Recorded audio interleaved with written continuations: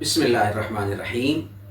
کیا آپ نے کبھی ایسے شخص کا نام سنا ہے جو اپنی سخاوت کی وجہ سے دنیا بھر میں مشہور ہو گیا؟ ایک ایسا شخص جو دشمن کو بھی خالی ہاتھ نہ لوٹاتا۔ آئیں آج ہم بات کرتے ہیں عرب کے عظیم سخی حاتم طائی کی داستان سخاوت پر۔ حاتم طائی کے پاس ایک اعلیٰ نسل کا گھوڑا تھا۔ وہ اس قدر خوبصورت، قداور، تیز رفتار اور اصیل تھا جو اس کو دیکھتا تھا دنگ رہ جاتا تھا۔ فی الحقیقت اس برق رفتار جانور کی نظیر نہیں ملتی تھی۔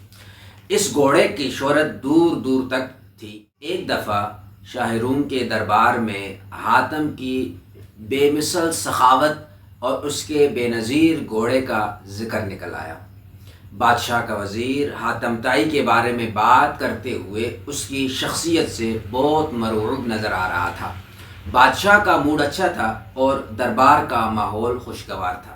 بادشاہ اپنے وزیر کی زبانی حاتم طائی کی تعریفیں سنتا رہا، مگر جب گھوڑے کا ذکر ہوا تو اچانک اپنے وزیر سے کہا کہ بغیر دلیل و ثبوت کے ڈینگے مارنا رسوائی کا باعث بن سکتا ہے۔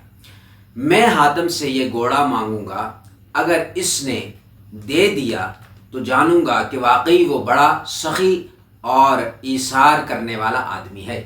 اگر اس نے دینے سے انکار کیا تو سمجھوں گا اس کی شہرت ماس خالی ڈھول کی آواز ہے۔ چنانچہ اس نے ایک عقل مند قاصد آدمیوں کے ہمراہ روانہ کیا۔ وہ حاتم سے اس کا وہ بہترین اور پیارا گھوڑا مانگ لائے۔ قاصد اور اس کے ساتھی منزلوں پر منزلیں مارتے حاتم کے قبیلے میں پہنچے اور رات کو حاتم کے ہاں قیام کیا۔ اس وقت تیز بارش ہو رہی تھی اور طوفانی ہواؤں کی وجہ سے ہر ذی نفس اپنے گھروں میں محصور تھا۔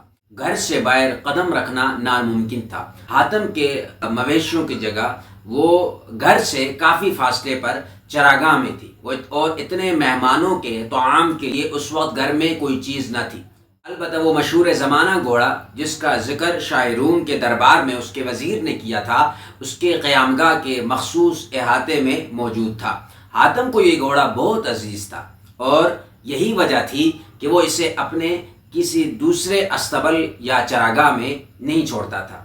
یہ بات حاتم کی سخاوت اور مہمان نوازی سے بعید تھی۔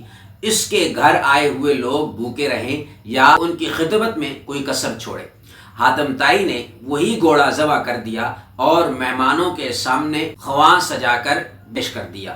سب نے پیٹ بھر کر لذیذ کھانا کھایا اور رات گزار دی۔ صبح ہوئی تو شاہ روم کے قاصد نے حاتم سے اپنے آنے کا مقصد بیان کیا۔ بادشاہ کی خواہش معلوم ہوئی تو حاتم پر جیسے بجلی گر پڑی اور وہ حسرت سے اپنے ہاتھ ملنے لگا اور بہت نادم نظر آیا۔ حاتم نے قاصد سے کہا، اے نیک بخت، تو پہلے حرف مدعا زبان پر کیوں نہ لایا؟ وہ گھوڑا تو میں نے گزشتہ شب تمہاری ضیافت کے لیے ذبح کر دیا۔ رات کو اسی کے کباب تم نے کھائے ہیں۔ افسوس اس کے سوا کل رات میرے گھر میں کوئی چیز میسر نہیں تھی اور مجھے یہ گوارا نہ تھا کہ مہمان بھوکے رہیں۔ یہ سن کر قاصد جذباتی ہو گیا اور بے اختیار حاتم کے ہاتھ چوم لیے۔ حاتم طائی نے ان کو کہا کہ وہ بادشاہ تک اس کی معذرت پہنچائیں اور پھر ان کو بہت گھوڑے دے کر رخصت کیا۔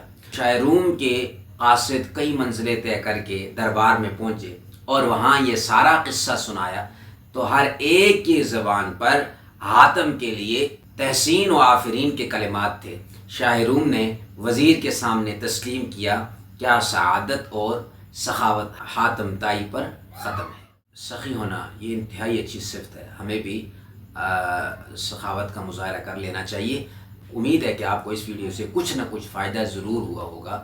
اللہ سے دعا ہے کہ اللہ ہمیں صراط مستقیم پر چلنے کی توفیق عطا فرمائے۔ ملتے ہیں نیکسٹ ویڈیو میں۔ اللہ حافظ۔